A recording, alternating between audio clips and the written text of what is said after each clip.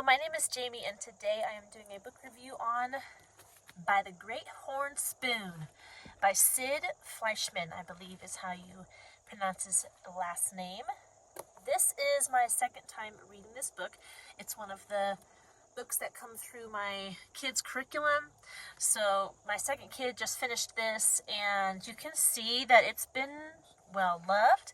I actually bought this book secondhand, and it came like this with all the bends in it. So I ended up, I don't know if you can see with the light, I ended up taping the entire cover as well as the back because I want to keep this book, and I have two more kids coming up that are going to read it. So there's a little background into my history with this book, but the story is about this boy.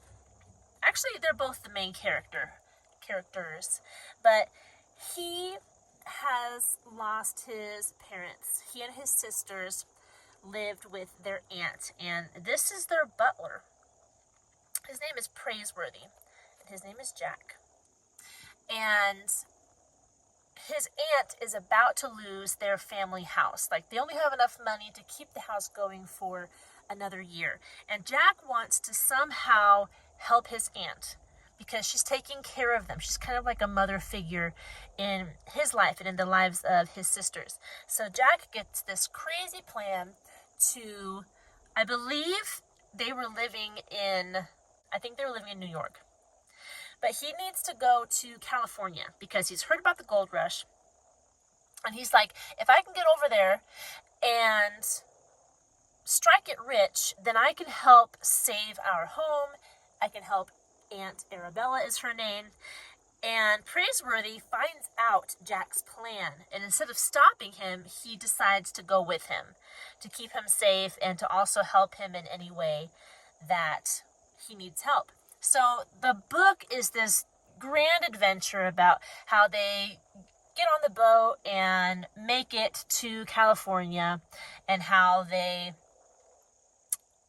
travel to the gold mines and what happens in the gold mines, and whether or not they actually do strike it rich. So it's a very adventure-ridden book. There are difficulties that they have to overcome. There are bad characters that they have to figure out how to deal with.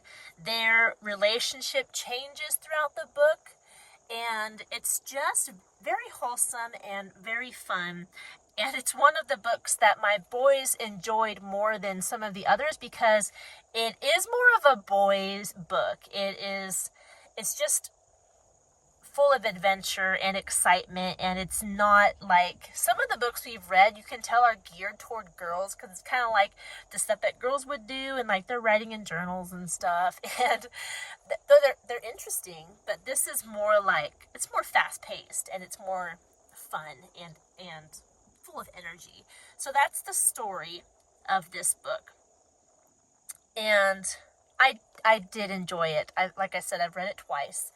It is, let me see really quick, it is 206 pages, and most of the pages look like this. There are actually not a lot of illustrations in this book. Most of the pages are just full of words. So it's for a bit of a higher reading level. When I looked up the reading level, it said between 3rd and 7th grade, and I am not sure. I think it might be a little more advanced than 3rd grade. I would narrow it down to like 4th or 5th grade. But I'm trying to think what grade it pops up in my boys' curriculum, and I can't remember. I will look that up, and I'll try to put the book in the correct playlist when I post this video. So, but I would say 4th or 5th grade, around that area, to put a finer point on it. If your child is a higher reading level, or if they're in 7th grade, 8th grade, and they just like the sound of the story, then let them read it, you know how it goes. You're their parent. Let me see. It was published in 1963. I will show you a few of the illustrations. There's a little one on that page. But the illustrations show up at the chapter breaks. So whenever there is a new chapter, there's a small illustration. And the illustration usually, I would probably say always, it goes with the theme of whatever chapter you're reading. So there's chapter 1, the illustration there. And then the chapters, some of them are shorter, but some of them can be longer. I mean, not that it matters. You just read it one page at a time and make it through the book. So, but I wanted to show you. There's that pig again. I guess he shows up in chapter 2. Actually, it might be a girl pig. I don't know. I don't remember. There's another cool illustration. So, some things this book teaches, let me think. Hard work, definitely. Hard work, like, that's a big theme in this book. They just work their tails off to make it work, or try to make it work. It differentiates between stations, like how he's a butler and he was the son of a nobleman. It really deals with whether or not the value of a person is based on their station or not. And I'm afraid to delve into that more in this review because I feel like it will reveal some spoilers from the end of the book. But just know it talks about that, and it deals with rank and how to deal with rank in everyday settings. It teaches excellent character, like excellent character. Praiseworthy is a stand-up man. And with Jack, under his supervision, he is often encouraging Jack to be more honest and how to deal with people respectfully, even difficult people. And he's just a wonderful influence on Jack. And it gets to the point where the reader will trust Praiseworthy explicitly. No matter what situation, you're like, he's got this. Because they get into some crazy situations.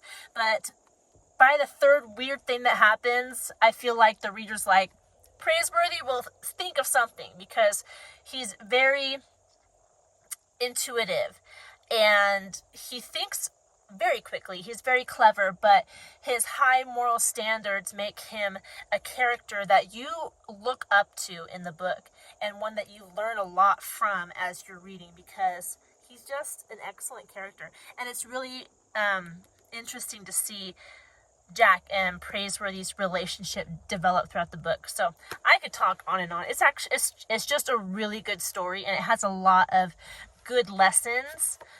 It's not just like an adventure story. It's teaching a lot of things as well, and you just can't help but pick up those things as you're reading the book. So highly recommend. I enjoyed it a lot. I can't think if I've missed anything concerning this book. If I have, and if you have a question about this book, please leave it down in the comment section below, and I will answer it to the best of my ability. I hope you're doing well, and I'll see you in our next video. Don't forget to like and subscribe for more content like this. Goodbye.